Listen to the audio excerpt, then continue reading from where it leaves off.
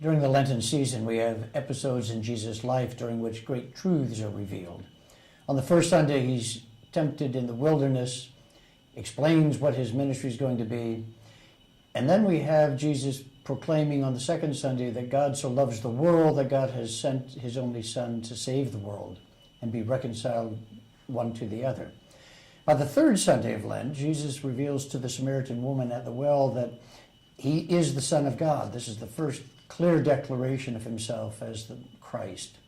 Now we get to the fourth Sunday as Jesus heals the beggar blind since birth. And in that he declares to his disciples, I am the light of the world. By next Sunday, on the fifth Sunday of Lent, as he prepares to raise Lazarus, he says to Martha, I am the resurrection and the life. On the sixth Sunday, we have the telling to ourselves of the Passion narrative that leads us to the cross and beyond the cross to the resurrection. So we have to see this sequence of rich stories that is carried by the dialogue, what Jesus and the other characters say to each other. And here in the fourth Sunday, we have to read the entire episode in order to share the richness of John's declarations of just who Jesus is and what it means for us. So now we have Jesus in this fourth Sunday giving sight to the blind beggar. A lot happens in the first 5 verses before Jesus spits in the dust, makes mud, and slathers it on the man's eyes. The question is, why has the man been blind since birth? Jesus' disciples assume the conventional explanation. The infirmity is the result of a sin, a punishment from God. So their question is, whose sin is it, his or his parents'? That's a very human tendency to assign blame for everything.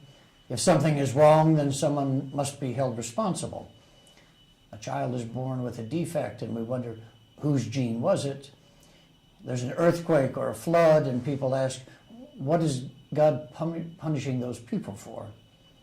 We're in an accident, and we wonder, so what did I do to deserve this? Jesus rejects the disciples' assessment. No one sinned.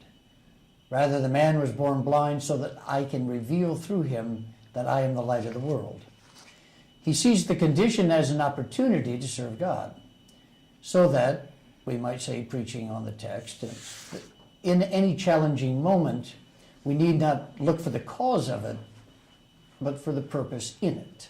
That is, God did not cause the earthquake in order to punish people, but in the aftermath, we have a chance to do God's will in helping the victims. A humble example. 2 clergy friends of mine are flying home from a conference in Pittsburgh, but they get snowed in at the airport with a lot of other passengers. There's no need to conclude that God sent the snow in order to teach them a lesson, looking for the purpose of the storm. But my 2 friends sit down and they try to figure out, now, what can they make of this delay that they would otherwise not have experienced if things had gone as scheduled. So when the announcement is made that all flights might be canceled, they start a conversation, reviewing the conference, jotting down things that they had not had time to process. But then they see a mother having trouble managing her 2 very young children. They offer to help, one reading stories to the older child while the other walks the hallway carrying the younger child. They trade off duties for a long time. The mother's grateful, and the other passengers notice what's happening. Now, eventually, all flights are cleared to leave, and the question is, what was the purpose of the snowstorm? Well, there's none that was obvious. But what was the purpose in the storm? My 2 friends found a way to minister to the needs of others.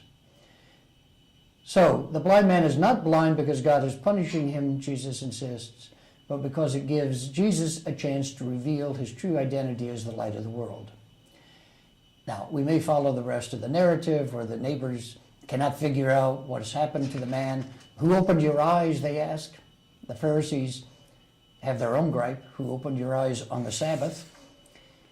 The faithful people of the synagogue ask the man's parents, so what happened? And the parents respond, perhaps not wanting to get caught in a religious confrontation. Well, ask him. He's old enough to speak for himself. The newly sighted man does speak for himself. One thing I know, that I was blind, but now I see. We can hear Amazing Grace playing in the background. He testifies to the truth, but the faithful, still stuck in the old notion of cause and effect, drive the man out of town as an unwelcome sinner. At the end of the episode, Jesus finds the man whom he has healed and asks, "Do you believe in the Son of Man? Who is he that I may believe? You have seen him. I am he. Lord, I believe." And then Jesus concludes with a declaration that ties up the end of the story with the beginning.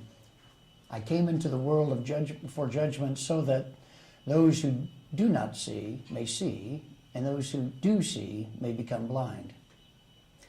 We as preachers and leaders cannot put ourselves in the role of Jesus, the miracle worker.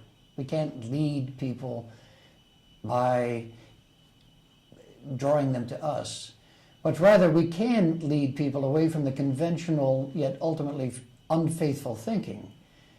That is, that a disability or a tragedy or loss are forms of God's punishment, and lead them to seeking the purpose that they might find in it.